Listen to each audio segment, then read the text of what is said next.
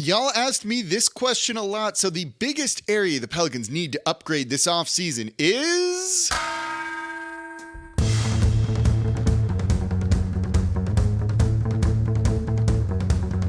You are Locked On Pelicans, your daily New Orleans Pelicans podcast, part of the Locked On Podcast Network, your team every day. Welcome to another edition of Locked On Pelicans, the daily podcast covering your favorite team, the New Orleans Pelicans and NBA, part of the Locked On Podcast Network, your team every day, available wherever you get your podcast and available on YouTube. I'm your host, Pelicans Insider, credential member of the media, Jake Madison, at NOLA Jake on Twitter. Here with you on this Wednesday, day after Mardi Gras, because I recorded this one ahead of time because there's no way I'd be doing a show otherwise. So I hope you had fun on Mardi Gras Day, enjoyed Carnival, and now our lives get a little bit back to normal, and we're a step closer to getting back to Pelicans games. But because we have some time, I'm taking your questions this week on Locked On Pelicans, turning them into segments, into shows, and I got some version of this question a lot. What's the biggest area the Pelicans need to upgrade in? And I actually have three answers for you, and that's what we're going to cover in segments 1, 2, and 3. Today's episode of Locked On Pelicans, by the way, brought to you by PrizePicks. PrizePicks is daily fantasy made easy. First-time users can receive a 100% instant deposit match up to $100 with promo code Locked On. That's PrizePicks.com, promo code Locked On. And thank you for making Locked On Pelicans your first listen today and every day. We're here Monday through Friday, even the day after Mardi Gras, still here, giving you the shows that you want to know, answering your questions, looking at the big picture with this team, the day-to-day with this team, having a lot of fun here. So let's dive into it. The biggest area that the Pelicans need to upgrade this offseason. There's three areas that I see, and I want to start with number one. And the next two are not necessarily in priority order. I think this one is. And this is a one-word answer, however they need to do it. And it's shooting. More three-point shooting. Good three-point shooting, I should say, not necessarily more. This is an interesting one to look at, and on the surface, you can say the Pelicans are 29th in the league, second to last in terms of three-pointers attempted, at 30.3 per game. With Zion, right, you need to space the court for him. Same for Brandon Ingram. You need to shoot more threes. So why are they nearly dead last in the league? And that's not the right way to look at it. You know, with the majority of your offense being built around Zion Williamson and Brandon Ingram, three-point attempts will never be sky high for New Orleans. That's 33 field goal attempts per game combined between them, and combined only 4.5 three-pointers taken. Those guys just don't shoot a lot of threes with their games. So you need others to make up for that. Together, Zion and BI use up over 60% of your offensive possessions. That's a lot. They're over 60% of your offense. So you need that other 40% to really make the most of three-point shooting, to space the court for those guys. When you factor in there'll be another center or another big man out there, it's not like 40% of your offense is ever going to be threes. That is just an unrealistic thing to expect with this team and the way they're kind of built around those two guys. And that's fine. That's totally fine that the Pelicans are actually somewhat lower in the league when it comes to three-point shooting. It makes perfect sense, right? What isn't okay is the three-point percentage. They're 19th in the league right now at three-point percentage at 35.5%. That number absolutely needs to be higher, so that when you are taking threes, teams have to respect that. And that's not happening. When Brandon Ingram's out there without Zion Williamson, two guys have been on him, three guys on him at times, not giving him any room to work because they don't respect other shooters like Herb Jones. Trey Murphy gets respect, or Jose Alvarado, or some of the other guys that they put out there. So when you add other players into these lineups, they need to be credible three-point threats from a percentage standpoint. You would also maybe like attempts to go up a little bit too, but because these guys aren't shooting well from three overall, they're not taking nearly as many as they could, probably because their confidence is kind of low. That is not an ideal situation to be in, and that is a big part of the problem for New Orleans and their offense this year. That needs to change this offseason. They need to get guys that are going to burn teams. I have long said, and I will continue to say, you're not really going to find players that will truly space the court for Zion Williamson. There is no shooter other than like an upgraded version of Ray Allen that you're going to put out there on the court, and teams are like, we'll double cover that guy and leave Zion one-on-one. Or not double Zion and leave that guy completely open. There's just no situation where that's really going to happen with what Zion does with the ball. Same for Brandon Ingram too. Although Brandon Ingram, you could convince teams to play him one-on-one, especially knowing that he's going to take a lot of mid-rangers and teams are comfortable giving that to him, even if he's making them. But for Zion, when he has the ball, the goal is to make teams pay for doubling him, pay for triple teaming him. And New Orleans doesn't do the best job of that with some of the shooters and the lineups that they run out there. It's also partially due to the uniqueness of him, of the way he plays and the kind of lineups you need to maximize around him, that he's not actually a 5, so you kind of need a 5 or another big out there. And you can't really play 4 out against Zion Williamson unless, you get a tremendous stretch big that plays the 4, plays the 5, but is bombing away from 3. Brook Lopez probably would be kind of like the perfect guy to actually do that with. But those guys aren't readily available throughout the league. So you need to maximize more shooting in your lineups. And that might mean at times you need to drop some guys that are not doing the best job on that end. And that's not an easy thing to say. And that's not a knock on a player. I know you're all thinking about Herb Jones when I say that, but that's not to say to do that. You just need to kind of maximize it as much as possible. That other 40% of your offense does need to really be based around 3-point shot a lot, or other really creative options in the half court, cutting, things like that, which the Pelicans do not do a good job of. So if they need to upgrade, another tremendous shooter, a Malik Beasley that you could put out there with Zion in that Jose role, I think would have been a great option for the Pelicans. Gary Trent Jr., that doesn't start necessarily, but as the first sub in, could be a really big boost for this team. And I would not be shocked if that's something that they go really try and look for this offseason or in the upcoming NBA draft. But that's the number one area I want to see more of on this team, to maximize that 3-point shooting percentage, because the 3-point shooting attempts are just never going to be that high with the way that Brandon Ingram and Zion Williamson play, and the fact that your offense is truly based around them. It also, doesn't help that sometimes CJ has really cold and off nights, although he's shooting well this year. He's shooting 39% from 3 on over 7 attempts per game. He's come on much stronger recently than he started the year, so I'm going to be curious to see the lineup with all 3 of these guys out there. And is there enough 3-point shooting? Is it burning teams? Does that percentage go up when they're fully healthy? So coming up next, I got another one that's kind of a combination of 2 positions that people really want to hear me talk about. And I'm going to categorize this as simply someone who makes life easier for Brandon Ingram and Zion Williamson. What do I mean by that, though? That's coming up here next in today's episode of Locked On Pelicans. Before we get to that, though, today's episode of Locked On Pelicans is brought to you by PrizePicks. PrizePicks is daily fantasy made easy. I'm going to take Zion Williamson, when he's healthy, to score more than 24.5 points per game. Brandon Ingram to score more than 22.5 points per game. PrizePicks, it's super simple. You pick 2 to 6 players, and if they go score more or less than their PrizePicks projection, you can win up to 25 times your money on any entry. And you're not competing against other people, which is the best part. It's just you versus the projections you see. You pick more than that or less than that. And PrizePicks offers projections on any sport you watch. On TV, they're going to have projections for it. And entries can be made in 60 seconds or less. It's that easy. It's also safe, and they offer fast withdrawals, and they're currently operational in over 30 states in Canada. So download the PrizePicks app or go to prizepicks.com to sign up and play daily fantasy sports. First-time users can receive a 100% instant deposit match up to $100 with promo code LOCKEDON. If you deposit $100, PrizePicks will give you $100. If you deposit $50, PrizePicks will give you $50.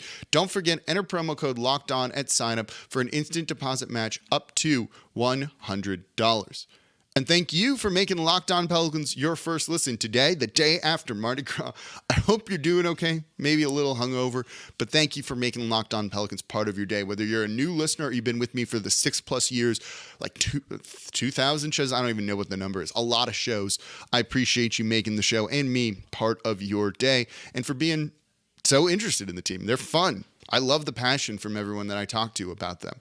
So subscribe wherever you get your podcast. Tell a friend about the show. Leave a 5-star review with a comment, or comment down below on YouTube.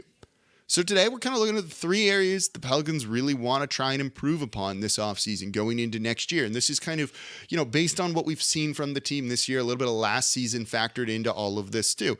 And this offseason, they're actually going to have roster spots. That move to kind of duck the luxury tax and get in a better position, they're going to be able to spend some money in free agency as opposed to kind of just keeping the same roster going forward, which is what they did last year. So there will be some changes, more changes to the roster than we saw this past offseason. So let's look at where they need to add to next. We just went over shooting. This one, my notes, is simply someone to make life easier for Brandon Ingram. A lot of y'all have asked me about a ball handler. Do they need another point guard or something like that on the team? Another scorer. I kind of see these things as one and the same. And it's just to make life easier for Brandon Ingram and Zion Williamson. You just heard me talk about it in the previous segment. There's 60% plus of your offense. That's not going to change. That's not going to change, particularly when they're both out there on the court at the same time. One of them's going to have the ball in his hands, or the other is occasionally sprinkled in with some CJ or someone else. That's the plan. And it works. It works. The team, when they've been healthy, was first in the West for a reason. That wasn't a fluke. So they can be really good, and that offense works. But when one's sitting or one's out injured, do you need a little bit more insurance? When it's just Brandon Ingram out there and a bunch of backups, let's say, do you need maybe to have someone in who can handle the rock and kind of orchestrate the offense and break down the defense a little bit more? Because as we just talked about in the last segment, Brandon Ingram's seeing double and triple teams. Same for Zion. And that sometimes leads to turnovers. There's just a lack of room. There's not really anywhere for them to go, and it results in a turnover. And the Pelicans are 23rd in the league in turnovers per game, 15 per game. They turn the ball over 13.2% of their time on offense. Cut that number down. And the offense immediately gets better. The defense gets better too because you're not giving the opponent opportunities to run off of a steal or something in transition. That's a really useful situation to be in an area you want to improve upon. So this can be in one of two things. It can be a ball handler to kind of run the offense. I don't find that as valuable. Brandon Ingram can still have the ball in his hands as long as you have the other proper threats out there on the court. Maybe that's a shooter. Maybe that's just another scorer. Maybe that is a Malik Beasley, a Gary Trent Jr., or a Bojan Bogdanovic, guys that the Pelicans could have looked to try and go get at the trade deadline. Did on some of them. So I do think that's an area they want to add. I've told you, they made an offer for Beasley and Vanderbilt. It was rejected. The Jazz took the Lakers offer. And so they clearly wanted to add in that regard. If you have another more credible scoring threat like that out there, that eases the burden on Zion, on Brandon Ingram, or CJ McCollum even too. And I think that's kind of the key. Is it a ball handler that can break down the defense and attack?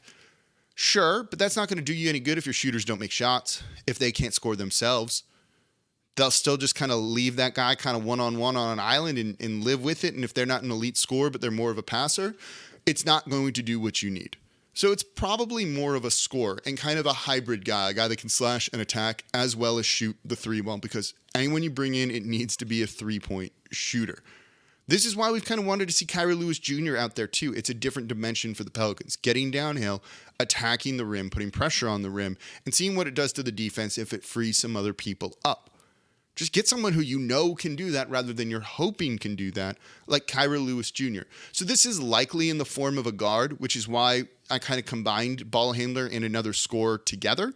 It seems like it's kind of like a combo guard, a hybrid guard like that would be the best fit for the Pelicans.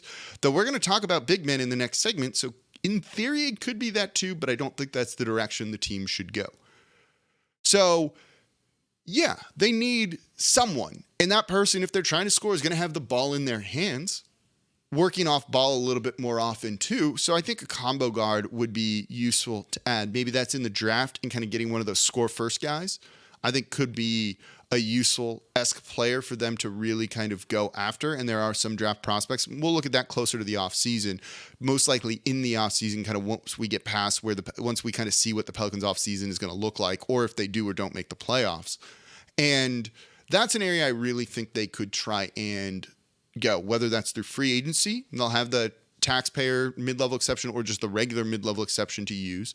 You know, depending on what happens with Valanciunas, that could be a trade involved there too. They can move some draft picks around as well. They have a number of different ways to go and add this piece. This is probably easier to go and get than like an amazing shooter, I think, for New Orleans, and probably a little bit more valuable than just kind of a straight up catch and shoot guy. You could use another high-level scorer, I think, on this team a little bit as insurance for injuries that seem like they always come up, among some other reasons as well. So we've gotten shooting so far, and then another scoring person, likely a guard.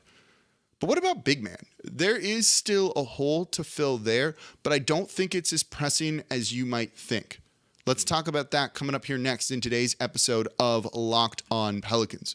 Before we do that, though, today's episode of Locked On Pelicans is brought to you by Built Bar. Built Bar is the best tasting protein bar out there. If you're looking for a delicious treat but don't want all the fat and calories, then you gotta try a Built Bar. If you're looking to eat healthier, get more protein in for your workouts, you've got to try Built, because with Built, healthy is actually tasty. They're so good for you, you're not even going to realize it because they taste like a candy bar.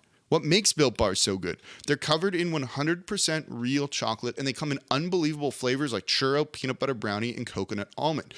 These taste like a candy bar. They have the consistency more of a candy bar than like a chalky, dry protein bar that's got kind of a metallic taste to it. I don't like that, and I eat a protein bar every single day. This has been the one I love the most. I couldn't believe it the first time that I tried them. And when you look at the macros, they're great. Only 130 calories, 4 grams of sugar, and a whopping 17 grams of protein. And now you don't need to wait around to get a box from Built.com, though you can go there. You can go to your nearest Walmart or Sam's Club. Go to Walmart and pick up a 4-pack box of cookies and cream, double chocolate, or coconut puffs. If you're close to a Sam's Club, you can get a 13-bar box with hit flavors like brownie batter and churro. Go get a Built Bar. You're going to thank me later. And thank you for making Locked On Pelicans your first listen today and every day. We're here Monday through Friday for y'all, breaking down every single thing you want to know about this Pelicans team. And today we are looking at the top 3 areas that the Pelicans need to try and improve upon this offseason. I got like 50 questions, it seemed like, some variation around this, or asking about these 3 specific areas. So I figured let's just address them all at once in a show. And now for your second listen, go check out Locked On Saints. Ross Jackson was hanging out with me during Mardi Gras. I had a lot of fun with him, breaking down everything black and gold. There's a lot going on with the Saints this offseason. What are they going to do? Ross Jackson's making sense of it all. Make sure Locked On Saints is your second listen today.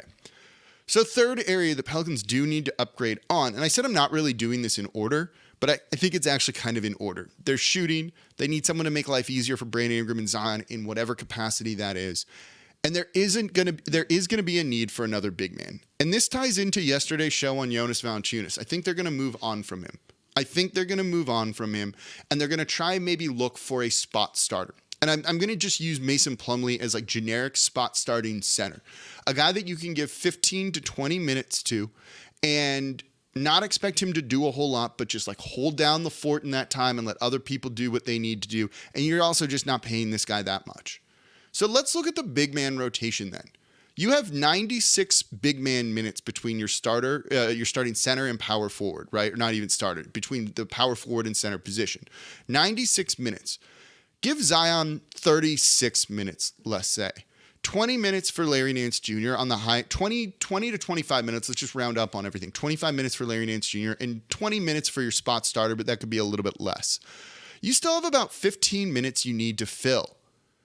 You could do that in a variety of ways. It could be Billy Hernangomez.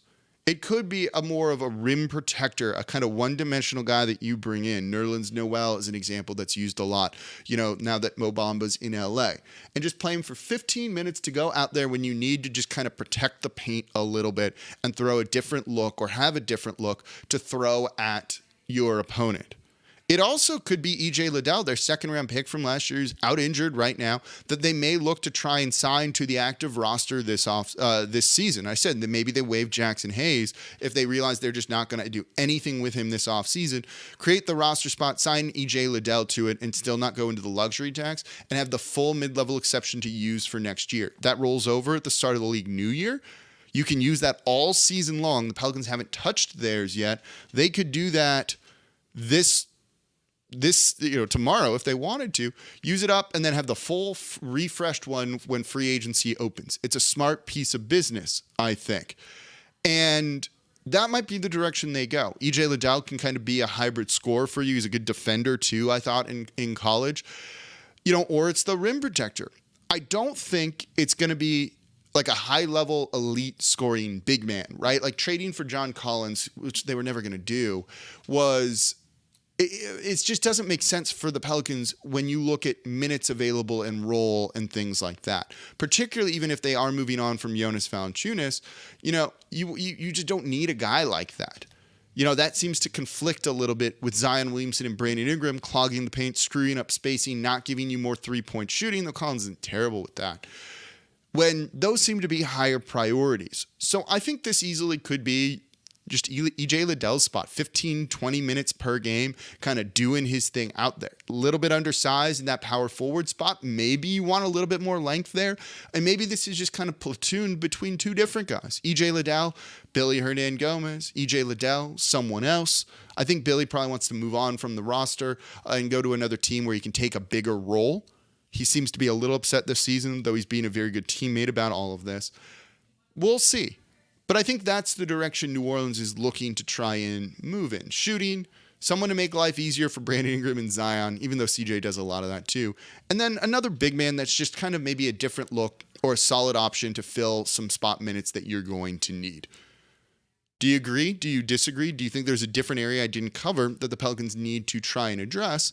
Let me know in the comments down below. And that's going to do it for this episode of Locked On Pelicans. Thank you all so much for listening. As always, I'm your host, Jake Madison, at NolaJake on Twitter. I'll be back with you all tomorrow, one more day to answer your questions. So let me know on Twitter, at NolaJake.